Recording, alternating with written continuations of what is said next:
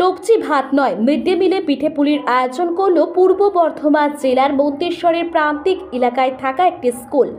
Mid day মিলে পিঠে আর তাই পেট পুরে খেয়ে আনন্দে বাঁধল মন্তেশ্বরের জয়রামপুর ত্রিপল্লী অবৈতনিক প্রাথমিক বিদ্যালয়ের পড়ুয়াদের জন্য আয়োজন করা হয় পিঠেপুলি উৎসবের।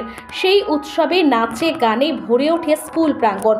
পড়ুয়াদের আনন্দে উৎসবে সামিল হন শিক্ষক ও সরকারি আধিকারিকরাও।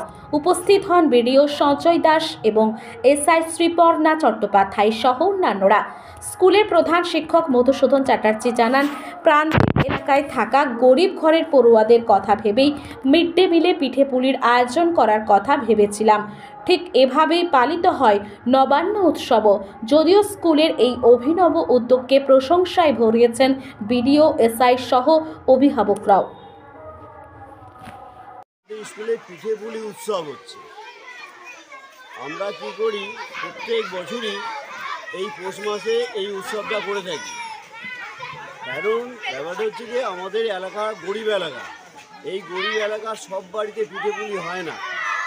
তাই তাদেরকে এই যে পরম্পরাটাকে দেখানোর জন্য, বোঝানোর জন্য এবং আনন্দ দেওয়ার জন্য এই আয়োজনটা আমরা করে থাকি।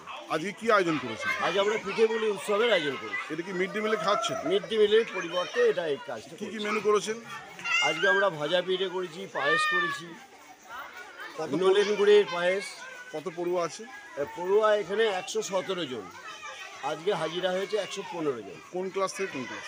এখানে ওই পিপি মানে প্রাক প্রাথমিক থেকে পঞ্চম শ্রেণী পর্যন্ত। কি নাম আপনার?